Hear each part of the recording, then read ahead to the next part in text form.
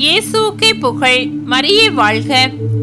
எல்லாம் வல்ல இறைவனின் அருளால் இந்த நாள் அனைவருக்கும் இனிய நாளாக அமைய வாழ்த்துக்கள். இரண்டாவது திருவழிபாடு ஆண்டு பாஸ்கா காலம் 7வது வாரம் செவ்வாய்க்கிழமை.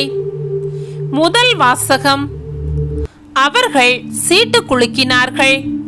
சீட்டு மத்தியா பேருக்கு விழவே அவர் 11 திருத்தூதர்களோடும் சேர்த்து கொள்ளப்பட்டார். திருத்தூதர் பணிகள் நூலிலிருந்து வாசகம். அதிகாரம் 1 வசனங்கள் 15 முதல் 17 மற்றும் 20 முதல் 26 வரை. அப்போது ஒரு நாள் ஏறக்குறைய 120 சகோதரர் சகோதரிகள் ஒரே இடத்தில் கூடியிருக்கும் போது பேதுரு அவர்கள் நடுவே எழுந்து நின்று கூறியது, அன்பர்களே, இயேசுவை கைது செய்தவர்களுக்கு வழிகாட்டிய யூதாசை குறித்து தூய ஆவியார் தாவீதின் வழியாக முன்னுரைத்த மறைநூல் வாக்கு நிறைவேற வேண்டியிருந்தது. அவன் நம்மில் ஒருவனாய் எண்ணப்பட்டு நாம் ஆற்றும் பணியில் பங்கு பெற்றிருந்தான். திருப்பாடல்கள் நூலில் அவன் வீடு பாழாவதாக, அதில் எவரும் குடிபுகாதிருப்பராக என்றும் அவனது பதவியை வேறொருவர் எடுத்துக்கொள்ளட்டும் என்றும் எழுதப்பட்டுள்ளது. ஆகையால் ஆண்டவர் இயேசுவின் உயிர்த்தெழுதலுக்கு சாட்சியாய் விளங்க அவர் நம்மிடையே செயல்பட்ட காலத்தில் நம்மோடு இருந்த ஒருவரை சேர்த்து கொள்ள நாம் கூடி வர வேண்டியது தேவையாயிற்று. யோவான் திருமுழுக்கு கொடுத்து வந்த காலம் முதல் ஆண்டவர் இயேசு நம்மிடமிருந்து விண்ணேற்றம் அடைந்த நாள் வரை அவர் நம்மோடு இருந்திருக்க வேண்டும். அத்தகையோருள் இருவரை முன்னிறுத்தினார்கள். ஒருவர் யோசேப்பு என்னும் பெயர் கொண்ட பர்சபா, இவருக்கு யுஸ்து என்னும் பெயரும் உண்டு. மற்றவர் மத்தியா. பின்பு அவர்கள் அனைவரும், ஆண்டவரே, அனைவரின் உள்ளங்களையும் அறிபவரே, யூதாசு திருத்தொண்டையும் திருத்தூது பணியையும் விட்டகன்று தனக்குரிய இடத்தை அடைந்து விட்டான். அந்த யூதாசுக்கு பதிலாக யாரை தெரிந்தெடுக்க வேண்டும் என இந்த இருவருள் ஒருவரை எங்களுக்கு காண்பியும் என்று இறைவனிடம் வேண்டிக் கொண்டனர். அதன்பின் அவர்கள் சீட்டு குலுக்கினார்கள். சீட்டு மத்தியா பேருக்கு விழவே அவர் 11 திருத்தூதர்களோடும் சேர்த்து கொள்ளப்பட்டார். இது ஆண்டவர் வழங்கும் அருள் வாக்கு. இறைவா உமக்கு நன்றி. பதிலுரை பாடல். திருப்பாடல்கள் 13 வசனங்கள் 1 முதல் 8 வரை. பல்லவி. உயர்குடி மக்களிடையே அவர்களை அமர செய்கிறார்.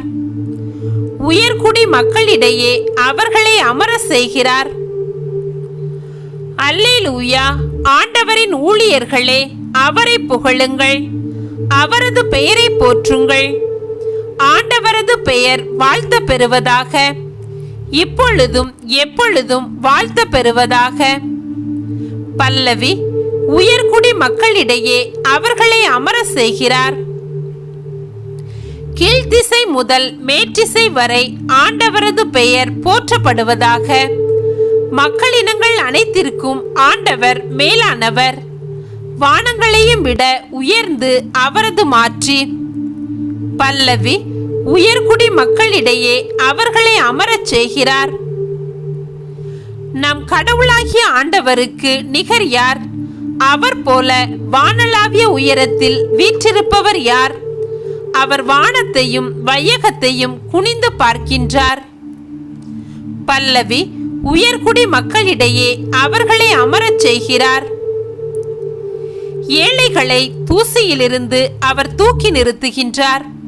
வறியவரை குப்பை மேட்டிலிருந்து கை தூக்கி விடுகின்றார். உயர்குடி மக்களிடையே, தம் மக்களுள் உயர்குடி மக்களிடையே அவர்களை அமரச் செய்கின்றார். பல்லவி. உயர்குடி மக்களிடையே அவர்களை அமரச் செய்கிறார். நற்செய்தி வாசகம். அல்லேலூயா, அல்லேலூயா. நான் தான் உங்களை தேர்ந்து கொண்டேன். நீங்கள் கனி தரவும் நீங்கள் தரும் கனி நிலைத்திருக்கவும் உங்களை ஏற்படுத்தினேன் என்கிறார் ஆண்டவர். அல்லேலூயா.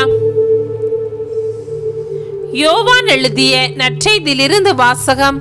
அதிகாரம் 15 வசனங்கள் 9 முதல் 17 வரை. அக்காலத்தில் இயேசு தம் சீடரை நோக்கி கூறியது: என் தந்தை என் மீது அன்பு கொண்டுள்ளது போல நானும் உங்கள் மீது அன்பு கொண்டுள்ளேன். என் அன்பில் நிலைத்திருங்கள். நான் என் தந்தையின் கட்டளைகளை கடைபிடித்து அவரது அன்பில் நிலைத்திருப்பது போல நீங்களும் என் கட்டளைகளை கடைபிடித்தால் என் அன்பில் நிலைத்திருப்பீர்கள். என் மகிழ்ச்சி உங்களுள் இருக்கவும் உங்கள் மகிழ்ச்சி நிறைவு பெறவுமே இவற்றை உங்களிடம் சொன்னேன். நான் உங்களிடம் அன்பு கொண்டிருப்பது போல நீங்களும் ஒருவர் மற்றவரிடம் அன்பு கொண்டிருக்க வேண்டும் என்பதே என் கட்டளை. தம் நண்பர்களுக்காக உயிரை கொடுப்பதை விட சிறந்த அன்பு யாரிடமும் இல்லை. நான் கட்டளையிடுவதையெல்லாம் நீங்கள் செய்தால் நீங்கள் என் நண்பர்களாய் இருப்பீர்கள். இனி நான் உங்களை பணியாளர் என்று சொல்ல மாட்டேன். ஏனெனில் தம் தலைவர் செய்வது இன்னது என்று பணியாளருக்கு தெரியாது. உங்களை நான் நண்பர்கள் என்றேன். ஏனெனில் என் தந்தையிடமிருந்து நான் கேட்டவை அனைத்தையும் உங்களுக்கு அறிவித்தேன். நீங்கள் என்னை தேர்ந்து கொள்ளவில்லை, நான் தான் உங்களை தேர்ந்து கொண்டேன். நீங்கள் கனி தரவும் நீங்கள் தரும் கனி நிலைத்திருக்கவும் உங்களை ஏற்படுத்தினேன். ஆகவே நீங்கள் என் பெயரால் தந்தையிடம் கேட்பதையெல்லாம் அவர் உங்களுக்கு கொடுப்பார்.